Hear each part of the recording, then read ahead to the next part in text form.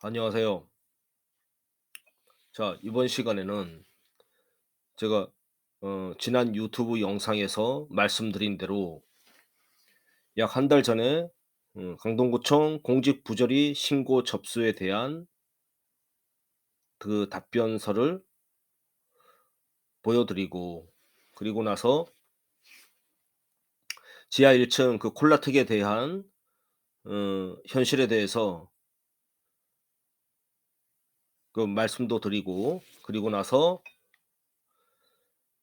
1층 지상 1층 건축이행 강제금과 지하 1층 건축이행 강제금은 어떤 차이가 있나에 대해서 말씀드리도록 하겠습니다. 자, 그러면 첫째, 공직 부조리 신고 접수. 자,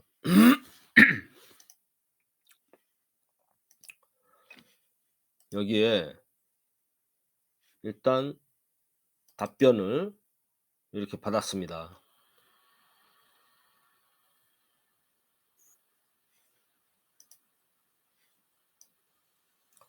자, 보낸 사람과 받는 사람은 지웠습니다. 제 메일 주소가 되기 때문에.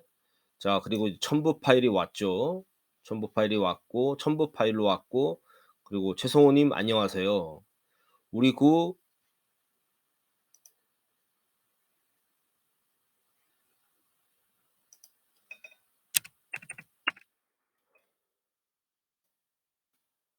공직 부조리 신고 공직 비리 신고 센터로 접수하여 주신 민원에 대한 답변을 다음과 같이 송부합니다." 유선으로 들은 내용 관련해서는 전화가 왔더라고요. 그래서 통화를 하였습니다. 그 부분을 얘기를 하는 겁니다. 공동주택과 담당 주무관에게 이름을 지었습니다. 주무관에게 전달 드렸습니다. "좋은 하루 보내시기 바랍니다. 감사합니다." 자, 이거를 언제 왔죠?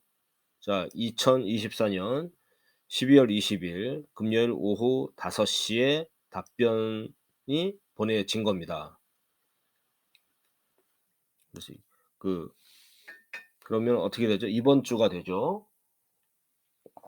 이번 주였죠. 자, 그리고 공직비리신고센터의 민원 답변서가 또 따로 첨부가 되었습니다. 자, 항동구청 감사 담당관. 자, 답변서가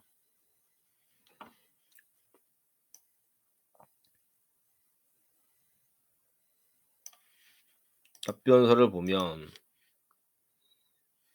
답변서를 보면 자,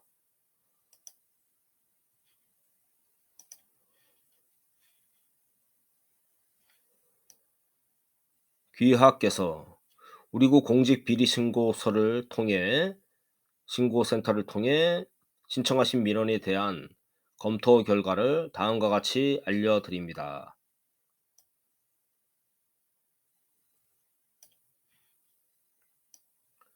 귀하께서는 지하 1층 콜라텍 불법으로 운영하다가 적발되어 2010년 8월 30일 이행 강제금이 부과되었으나, 그러니까 지하 1층에서 불법으로 운영하다가 부과되었으나 적발 당시 건축물 대장에 위반 건축물이 표기되지 않았고 2019년 12월 2월에서야 위반 건축물이 표기가 되어 임대차 및 매매 계약에서 거래 당사자들의 소유권과 재산권이 침해받았고, 이에 담당자의 금품 수수 혐의가 의심된다고 제보하여 주셨습니다.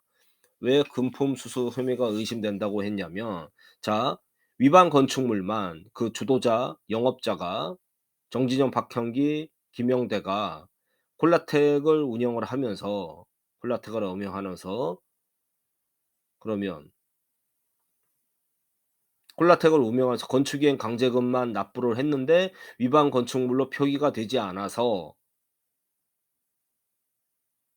이행 강제금만 받고 하면 영업을 계속 했을 시 구분 소유주들만 침해를 받는 거죠. 왜냐? 영업자들은 정상 건축물이냐 영업을 해 갔을 거 아닙니까? 그리고 이것을 위반 건축물에 기재하지 말아 달라고까지 얘기를 해서 안 했을 수도 있는 거 아닙니까? 그죠? 자, 그래서 상기 민원과 관련해 담당 부서를 통해 자료를 제출받아 검토한 결과 2010년 8월 30일 이행강제금 부과 당시 건축물 대장상 표기하지 않은 사실이 확인되었습니다. 자,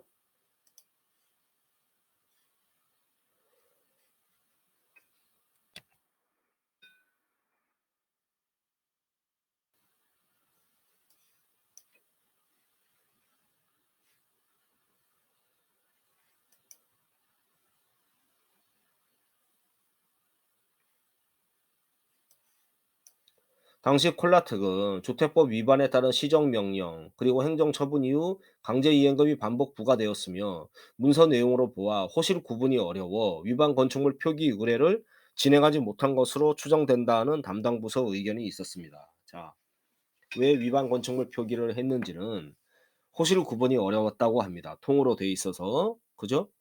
자, 그리고 나서 더불어 상기 이행금 부과 사항은 2013년 11월 22일 콜라텍 무도장의 영업이 폐업되고 원상복구 확인되어 종료된 사항이었고 2019년 7월 2일 콜라텍이 재영업을 실시함에 따라 2019년 12월 2일 불법 건축물 표기 의뢰된 것으로 확인됩니다. 자, 그리고 더 궁금하신 사항이 있으면 전화 문의를 달라고 합니다. 자, 그래 놓고 자, 어떻게 됩니까?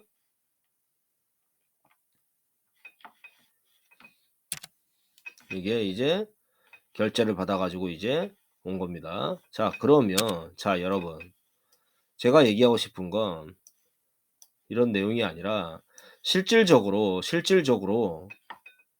저는 이 지하 1 층을 정상 건축물로 돌리고자 하는 노력을 해야 되고 그건 여러분들도 마찬가지고 그래야지 여러분들의 물건이라든가 자기가 임차인을 들이고 그죠? 명도 소송하시는 분들이나 정상적인 구분 소유주라고 가정하였을 때 그죠? 자신이 임차를 둬. 그리고 자신이 또 실질적으로 영업을 해. 그리고 매매까지도 할 수 있습니다. 왜? 지금은 왜 곤란합니까? 위반 건축물로 표기가 되어 있기 때문에. 자, 그러면 음 이거는 그냥 자, 그렇습니다. 그래서 자, 어떻게 됩니까?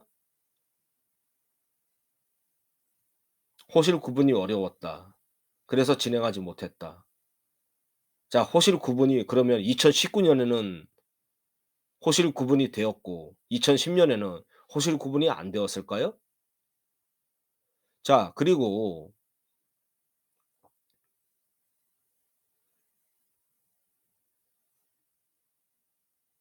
저는 이런 거를 바란 게 아니었습니다. 저는 진짜로 이게 감사를 해서 제가 유선상 전달을 한 거는 무슨 내용이냐면 "이거 정상 건축물이 되고자 하는 의지가 있으시냐." 네. 그리고 "우리는 이렇게 해서 침해를 받았습니다." 어째서 10년 동안이나 2010 년서부터 2019 년까지 10년 동안이나 위반 건축물로 표기가 되지 않았기 때문에 정상 건축물인 줄 알았다. 그리고 그 임차인 영업자 그 콜라텍 그 영업자도 자기가 몰라서 들어왔다. 자기도 몰랐다. 자기 들어올 때는 위반 건축물이 아니었다. 그렇게 말하지 않습니까? 그리고 그 말이 충분히 일면 맞는 말이지 않습니까? 그러면 좋다 이겁니다. 구분 소유주들만 침해된 거 아닙니까? 자, 그래서 저는 이거에 대해서 어떻게 할까 고민 중입니다. 행정 심판을 해야 되나? 자, 행정 심판을 하게 되면 어떻게 됩니까 그러면? 자, 그것에 대해서는 조금 있다가 차츰 이게 차츰 말씀드리기로 하고 조금 이따 말씀드리기로 하고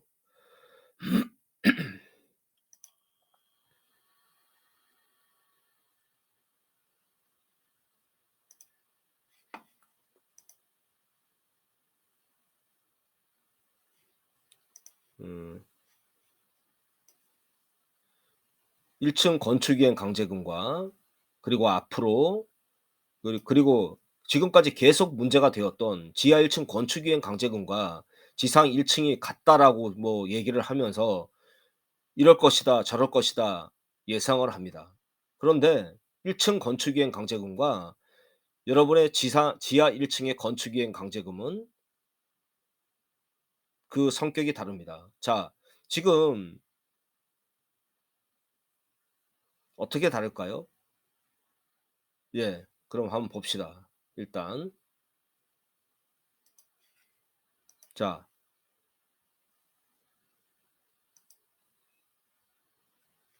건축이행 강제금을 우리가 건축법에서 보게 될 때 보게 될 때 위반 건축물에 대한 조치, 건축법에서 위반 건축물에 대한 조치 79 조 건축물의 소유자 또는 점유자에게 소유자 또는 관리자 점유자에게 공사의 중지를 명하거나 용도 변경 등의 필요한 조치를 명할 수가 있다. 자, 이행 강제금은 자 79조 1 항에 따라 시정 명령 받은 후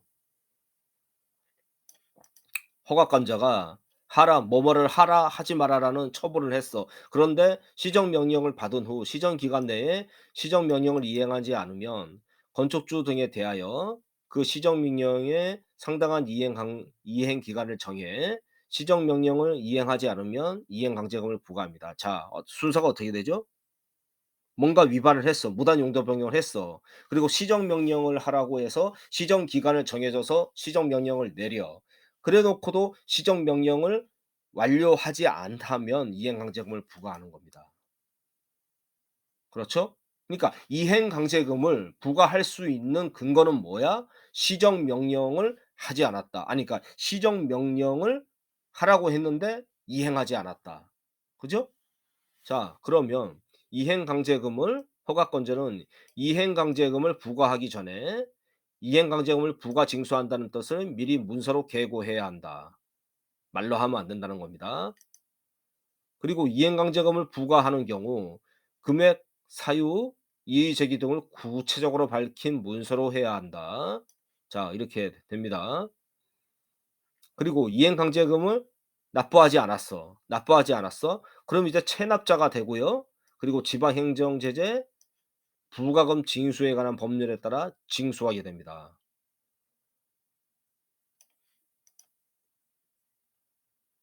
그리고 건축법 시행령을 보죠. 탄력적으로 운영할 수 있는데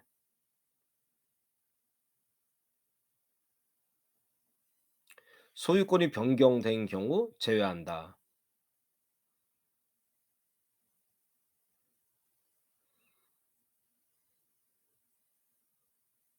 영리 목적을 위한 상습점 위반 등 대통령으로 정한 경우란 다음을 말한다.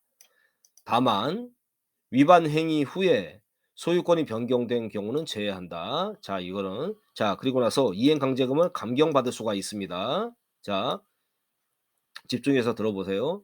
위반 행위 후에 소유권이 변경된 경우. 그러니까 위반 행위자가 있었어. 그런데 그 후 소유자가 새로이 들어왔어. 그러면 그 새로이 들어온 소유자는 어떻게 됩니까? 이행 강제금을 감경받을 수가 있다. 당연하죠?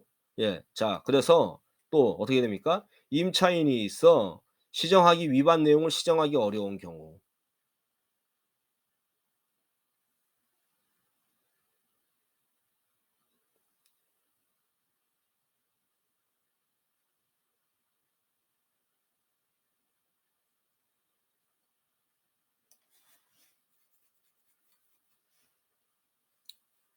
등의 상황의 특수성이 인정되는 경우.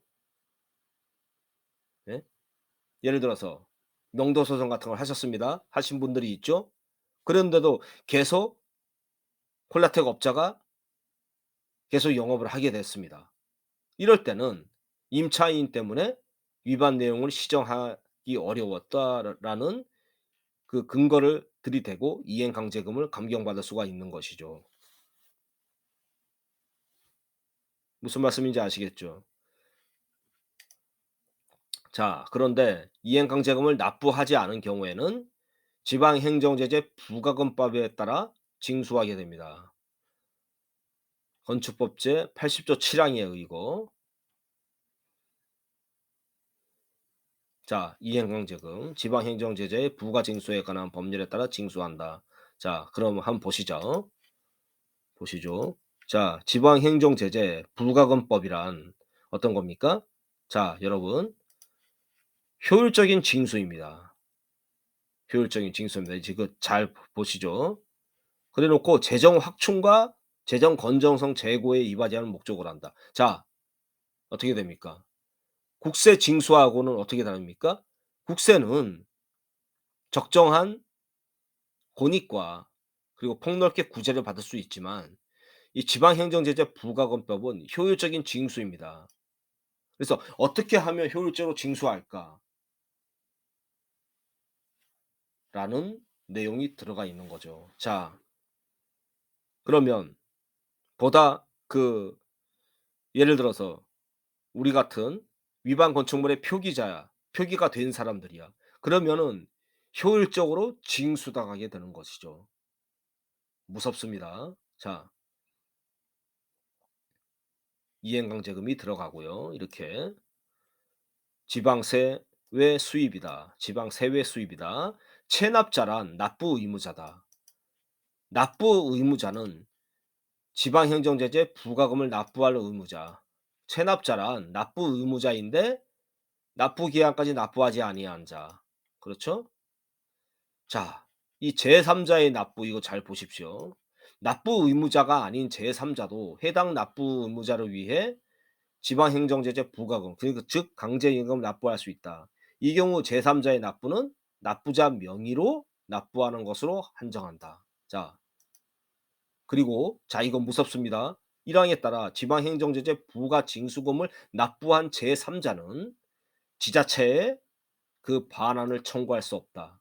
예를 들어서 여러분이 권리 분석이라든가 이 이 건축이행 강제금의 특성에 대해서 잘못 해석했어. 그래서 그 잘못 해석한 것을 가지고 여러분이 만약에 이행 강제금을 납부했어. 그 반환을 청구할 수 없는 겁니다. 자,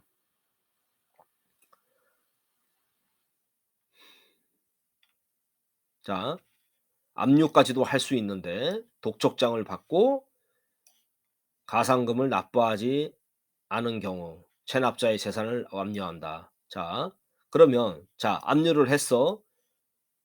압류 해제 요건 어떻게 됩니까? 압류를 지자체장은 다음 각호의 경우 압류를 즉시 해제해야 한다. 뭐 압류한 재산에 대해 제3자의 소유권 주정이 상당한 이유가 있는 경우 그리고 뭐 소송 같은 거를 해서 승소 판결을 받아서 그 사실을 증명한 경우 압류 해제 통지를 하면 어떻게 되느냐. 재산의 압류 통지를 권리자, 제3 채무자, 제3자에게 이해관계 당사자에게 알려줘야 한다. 자, 자 그러면 이제 국세징수법을 설명드리도록 하겠습니다.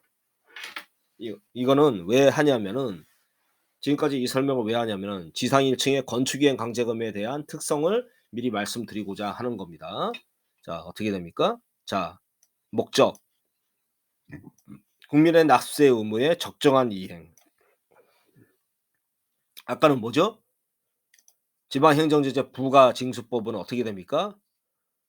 효율적인 징수죠. 그런데 이건 어떻게 됩니까? 납세 의무의 적정한 이행. 폭넓게 권익을 구제받을 수 있다라는 것입니다. 자, 체납이란 납부하지 않은 거 똑같습니다. 체납자란 국세를 체납한 자, 체납액이란 국세와 강제징수비. 자, 이렇게 됩니다. 자, 제3자의 소유권 주장.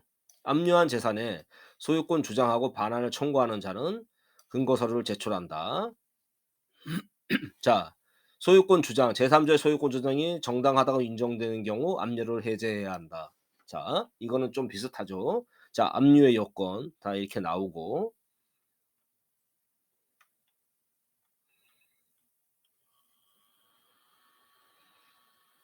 저당권자에 대한 자, 관할 세무사정은 압류자산을 선택하는 강제징수의 지장이 없는 경우에서 전세권, 질권, 저당권 등 체납자의 재산과 제3자가 가진 권리를 침해하지 않도록 해야 한다. 제3자의 권리를 보호하게 된다. 자, 이게 무슨 말이냐면 자, 예를 들어서 앞으로 나올 내용이지만 전세권의 설정자야. 그리고 예를 들어서 그러니까 임차인이 전세권자야. 임차인은 그러니까 음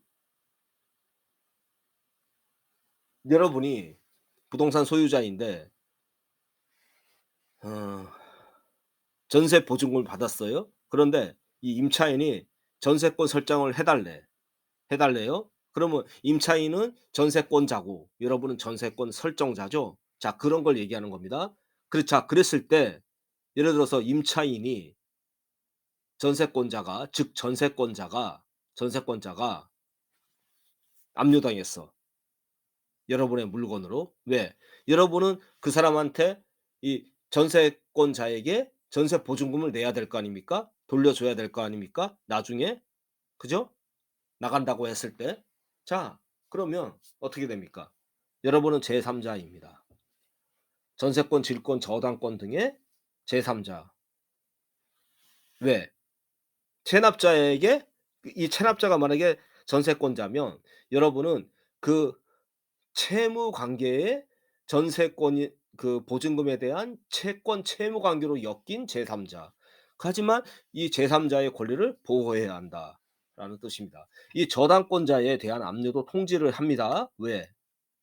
이해관계 당사자니까 이 부동산에 관련된 재산을 압류한 경우 전세권, 질권, 저당권은 또는 그 밖의 압류 재산에 등기 등록된 자에게 그 사실을 통지해야 된다.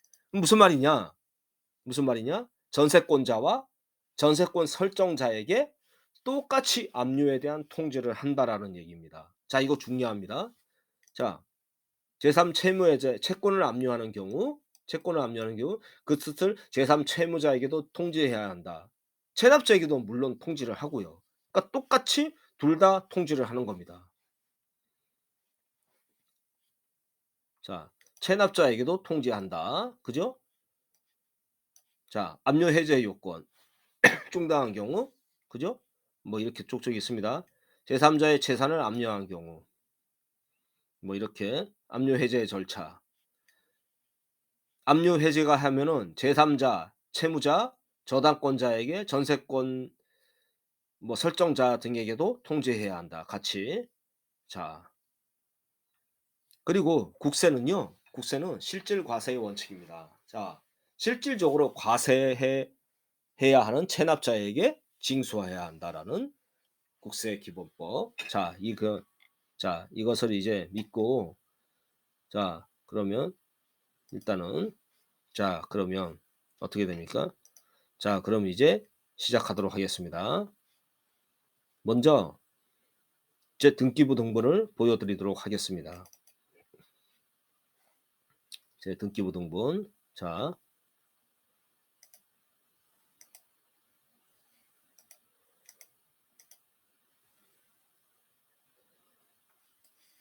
자 1 층에 127 호입니다. 그리고 나서 자, 압류를 합니다. 압류를 했어요. 자, 이건 잘 보세요. 소유자. 그러니까 저희 아버지한테 압류를 했습니다. 2016년에 압류를 했어요. 이거는 뭐다? 갑구애한 소유권. 즉 누구한테 한 겁니까? 부동산의 소유권자에게 압류를 한 겁니다. 그리고 나서 압류를 체납액을 납부를 했어요. 건축기의 강제금에 대해서 압류 등기를 말소하게 됩니다. 자, 그리고 나서 제가 이제 3년 뒤에 물려받았습니다. 상속을 받았습니다. 자, 이제 을구로 들어갑니다. 을구로 들어가니까 자, 이부마트 전세권자가 돼 있고 전세권 설정을 했습니다. 자, 여러분 절대 전세권 설정을 함부로 하지도 마십시오. 왜? 자, 보증금을 달라고 해서 전세권을 전세 보증금을 받을 수 있는 방법은 어떻게 됩니까? 첫째, 전세 보증 보험. 그리고 둘째 전세권 설정. 그리고 뭡니까? 임대차 그 계약서에 확정 일자를 받는 거죠. 자, 그러면 어떻게 됩니까? 딸랑 이 750만 원이야. 750만 원이야. 그럼 어떻게 됐습니까? 어떻게 됩니까? 하기만 하면 된 거 아닙니까? 확정 일자만 받으면 되는 거 아니었습니까? 무슨 말씀인지 아시죠? 자, 그리고 그거 아니면 뭡니까? 전세 보증금을 하면 되죠. 전세 보증보험, 임차인이. 예? 왜 전세권 설정을 하려 해 주는 바람에 어떻게 됩니까 이제? 자, 이제 악몽이 시작됩니다. 자, 이브마트에서 있음으로 넘어갔어. 이브마트에서 있음으로 이제 등기 명의 변경이 됩니다. 자, 이거 좋습니다. 자, 그리고 나서 이제 있음으로 되고, 자, 일본의 전세권이 일본의 이 전세권이 이전이 됩니다. 뭘로? 누구로? 휴먼 넥서스로. 자, 이제 악몽이 시작됩니다.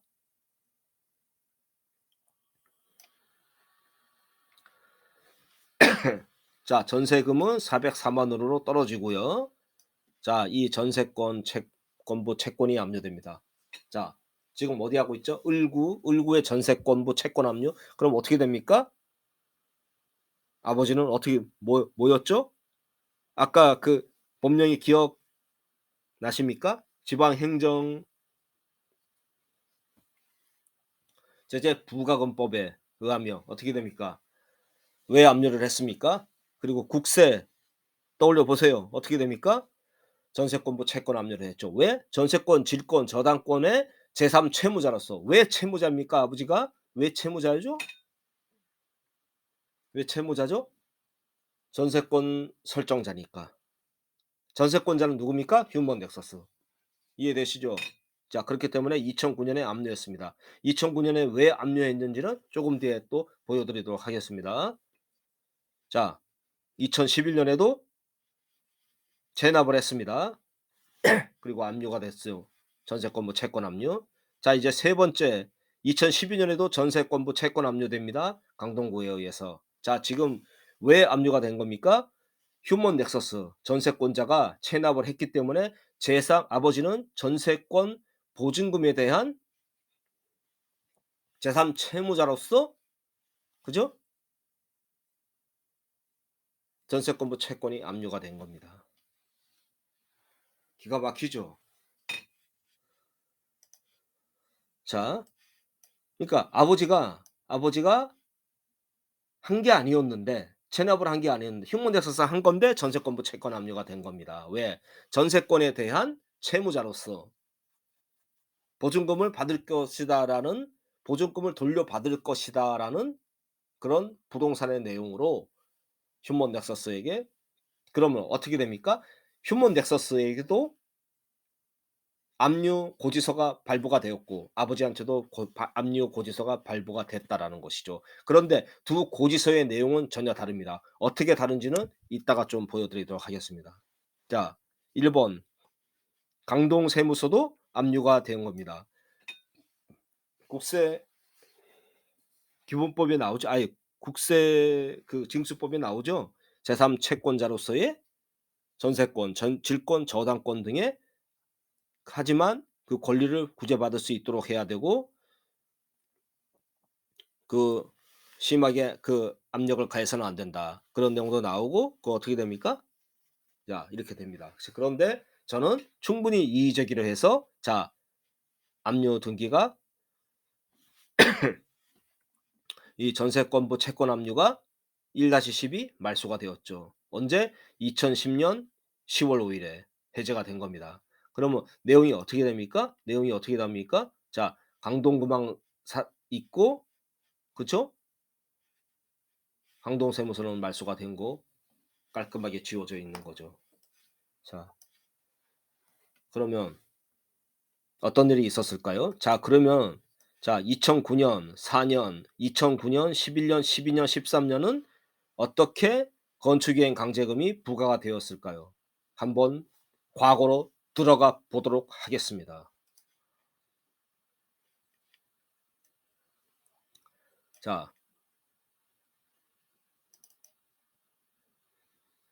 이건 강동구 의회의 사이트에서 했는데 뭐라고 나오냐면 자, 이행강제금 체납액을 말씀드리겠습니다.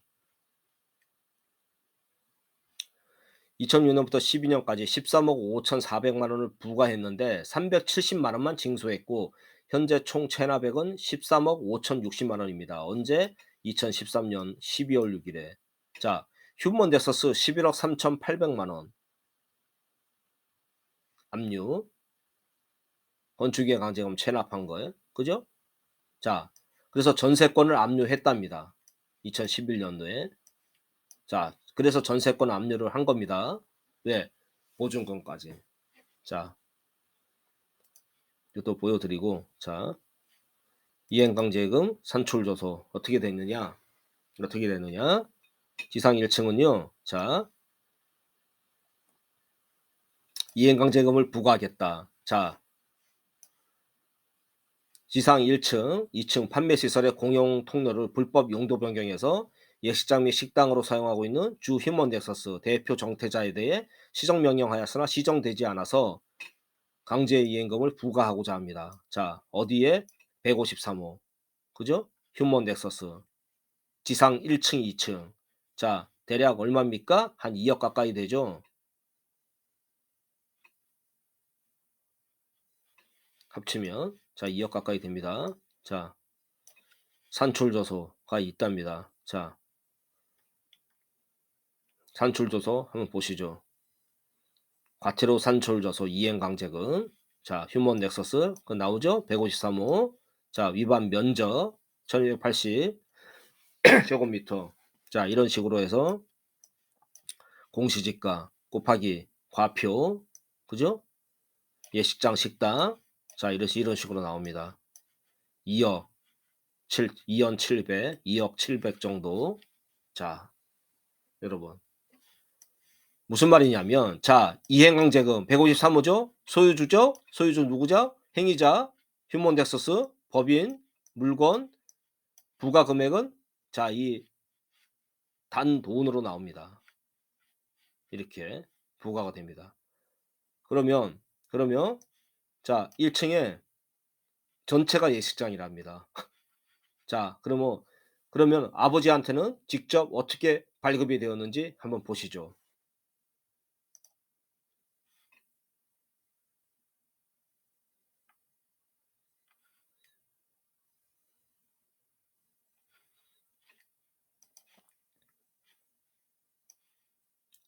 기억하시겠죠? 자, 다시.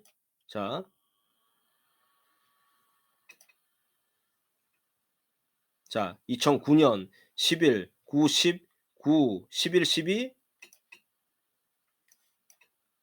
13년 9, 11, 12, 13년. 자, 어떻게 됩니까? 자, 한번 보시죠. 공문이 왔습니다. 공문이 왔습니다.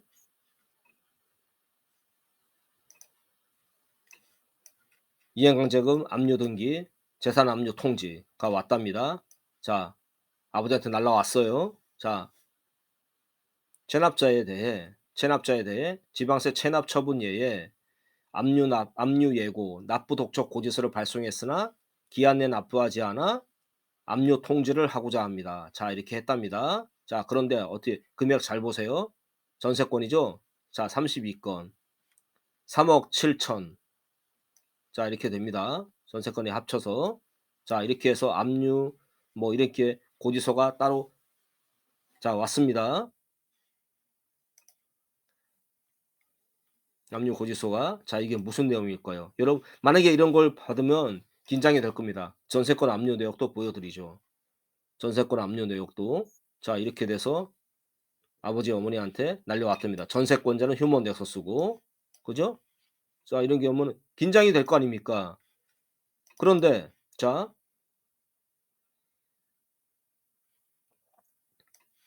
전세금 404만 원, 866만 원, 이걸 내라는 건가? 어머니 866만 원을 내라는 건가? 그래서 봤더니 자, 체납자. 그죠? 체납자, 채무자. 왜 채무자인 거예요, 아버지가? 왜 채무자인 거예요?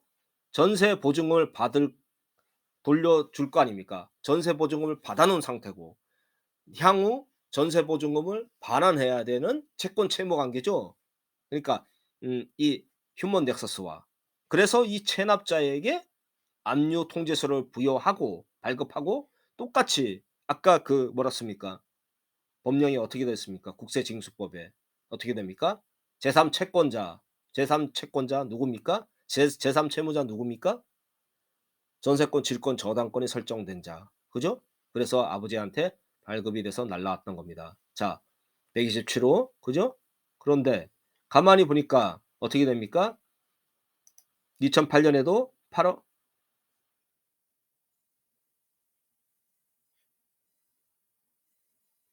8,800, 8,800, 뭐 1억 400, 뭐 이거 9천만 원 이런 거 내라 그러죠? 그럼 아버지한테 내라 그럽니까? 아니죠. 아버지한테 내라는 게 아니라 휴먼 넥서스한테.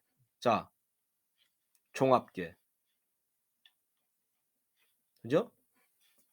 무슨 말인지 이해되시죠? 아버지한테 내라 그랬으면은 404만 원만 날라왔어야 될 거 아닙니까? 자, 자, 그리고 나서 이렇게 얘기합니다. 자, 뭐라고 얘기합니까? 자, 재산권, 재산 전세권 압류 통지, 이행강제금 체납 처분에 대해 자, 평소 우리 구 발전을 위해 애써 주시는 귀하께 감사드립니다. 153호 소재 휴먼에서스 건축물 자, 이행강제금 체납에 대해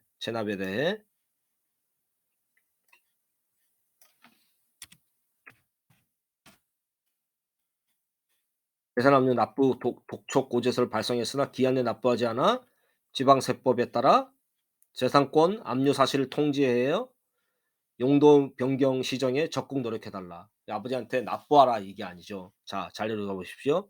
귀하 소유 용도 변경 시정에 적극 노력해 달라. 압류를 했다라는 것이죠.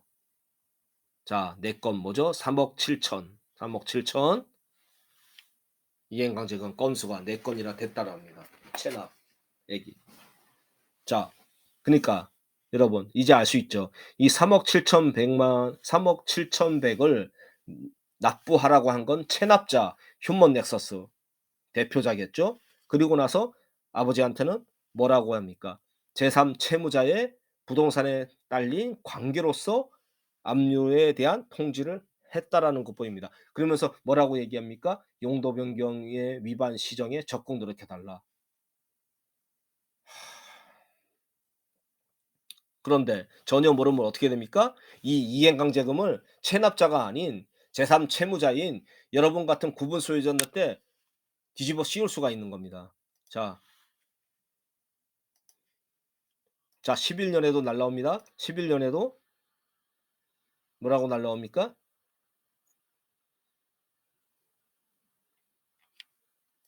11년에도 자 어떻게 되죠? 휴먼 에서스 등기 촉탁하겠다. 재산 압류 등기.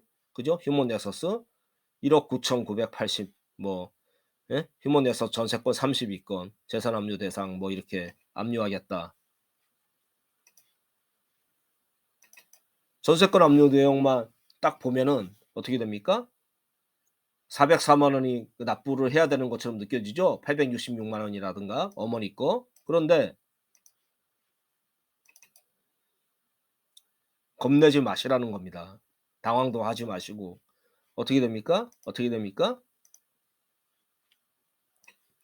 자, 재산압류 통지서, 휴먼 엑서스, 체납자, 그리고 어떻게 됩니까? 이행강제금 403만 원이 아니라 천구 일십 천만 십만 백만 천만 1억 일십 천만 십만 백만 천만 1억 9천 납부하라는 겁니다. 총 두 건. 어디죠? 153호. 예? 알았어요? 127호. 전세권 설정자로서 국세징수법에 의해 통지하겠다. 예?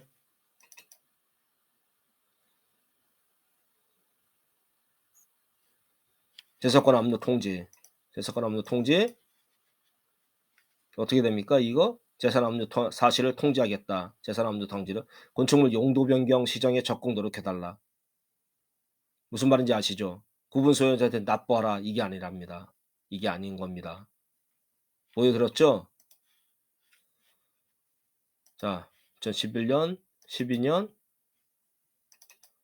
자, 12년에도 뭐라고 날라옵니까? 건축법에 재산압류 통지, 재산압류 등기 독촉 고지서. 자, 2억 958만. 아버지가 내라는 겁니까? 아니죠. 채권 총액이지만 아버지한테는 채권 총액이지만 주 휴먼 넥서스의 당사자에게는 내야 되는 단돈이 되겠죠. 돈. 자, 105회 31건. 자, 그러니까 모르면 당하는 겁니다. 모르면 자기가 뭐 3억이나 2억 내라는 줄 알아. 자, 404만 원. 그렇죠? 자, 866만 원 어머니 거. 자, 내라는 건지 압니다. 그게 아니라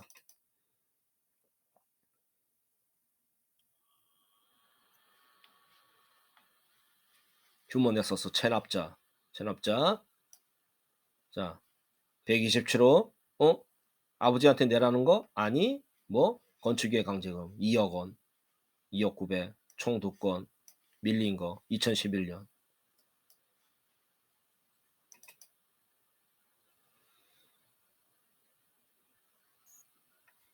우리고 행정교지. 또 재산압류 통지.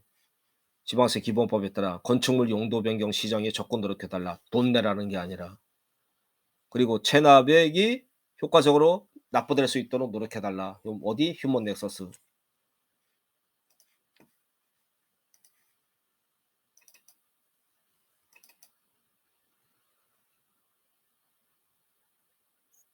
휴먼 넥서스 압류 등기. 건축법 발송했으나 등기 촉탁하겠다. 재산압류 통지하겠다. 그죠? 2억 8천. 시어터 웨딩 프라 전세권.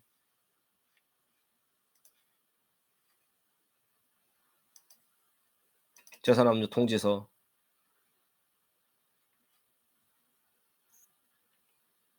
재산압류 통지서 153호. 127호인 줄 알았는데 아버지가 내라는 줄 알았는데 아니 뭐야? 건축기획 강제금 11억 3,800. 총 12건. 12건이 체납이 됐다랍니다. 이게 언제 날라왔죠? 2013년에. 무슨 말씀인지 아시죠? 11억이나 밀렸답니다. 예? 이행강제금 체납 처분. 적극 노력해달라. 등기 촉탁. 지방세 기본법. 건축물 용도 변경 시정에 노력해달라. 아시겠죠? 제가 무슨 말을 드리고 싶은지. 자, 그러면 어떻게 됩니까? 자, 여러분. 이제 다 보여드렸어. 지금까지 오늘 영상을 처음부터 끝까지 지겹지만 들으신 분들은 이제 아실 겁니다. 1층 건축유행 강제금이 누구를 대상으로 했다? 체납자인 휴먼 넥서스를 대상으로 하고 체납자 만약에 그 위반자가 시정명령을 했음에도 안 하면은 건축유행 강제금이 납부가 되는데 건축유행 강제금을 체납하게 되면 어떻게 됩니까? 재산까지 압류당할 수가 있다. 그리고 나서 이 부동산까지 압류당할 수 있는데 그 부동산을 압류함에 있어 전세권, 정권, 질권, 저당권 등의 제3 채무자와 관계로 엮인 사람들한테도 똑같이 재산압류 통지서가 발급이 돼서 날아간다. 그러나 당황하지 마라. 왜? 제3 채무자인 관계로 보호받을 수 있고 또한 상대가 체납했다 해서 납부해야 되는 게 아니라 납부하라는 말이 아니라 상대방 체납자가 즉 전세권자나 저당자가 납부할 수 있도록 그리고 용도 변경의 시정에 적극 노력해 달라라는 겁니다. 하지만 등기부 등본에는 압류로 찍힌다. 그래서 괴롭다. 그 압류가 찍히면은 그 압류가 들어가 있으면 매매 임차에 등기부 등본의 외관상 곤란을 겪을 수밖에 없다. 라는 정도는 상식이죠. 그렇죠? 그러나, 어떻게 대항해야 됩니까? 그러면은 이럴 수가 있어. 자, 지하 1 층에서 자, 이행강제금 체납을 해. 그럼 우리한테 날라와. 그리고 우리가 납부해야 된대. 이거 전부 개소리입니다. 개소리. 왜? 1 층에 건축이행 강제금은 체납자를 대상으로 납부하라고 날아가는 겁니다. 단지 재산 압류의 통지로서 제3 채무자 관계로 협조를 요하는 통지서가 둘 다 다른 의미로 날아간 거죠. 그래서 자 어떻게 됩니까? 지하 1 층 예를 들어서 최정수기 콜라텍 운영자 최정수기 예를 들어서 체납을 건축이행 강제금을 다 체납을 했어. 그래서 이제 한 예를 들어서 한 10억 밀렸어. 그러면은 어떻게 됩니까? 여러분한테 건축이행 강제금이 최종수익이 밀린 예를 들어서 10억 억이라 했을 때 그 돈을 납부하라고 날아가는 게 아니라 첫째 뭐다? 시정명령 기간을 적은 시정명령서가 날아간다. 왜? 콜라텍일 거 아닙니까? 그죠? 최종수익이 떠나도 콜라텍일 거 아닙니까? 그래서 첫째 시정명령 기간을 준다. 그러나 시정명령 기간 안에 반드시 우리는 정상 건축물로 되돌려야 한다. 자 그리고 나서 시정명령 기간에 콜라텍 등의 이 위반 건축물을 이 위락 시설을 어 하지 않았어. 정상 건축물 뭐 판매 시설로 돌리지 않았어. 그러면은 건축이행 강제금이 부과가 돼서 날라온다. 최종 수익이 안 낸 게 아니라 여러분한테 새로 발급돼서 나갑니다. 아셨어요? 산출조서 보여드렸죠. 공시지가. 그리고 그리고 이게 산출조서에 따라 제곱미터당 얼마로 해서 산출이 돼서 여러분한테 발급이 돼서 나가는 새롭게 부과가 되는 건축이행 강제금입니다. 그리고 나서 예를 들어서 그러면 최종수 콜라텍 업자가 납부하지 못했어. 최종수는 계속 체납자로서 꼬리표가 붙여서 하는 겁니다. 아시겠죠? 자,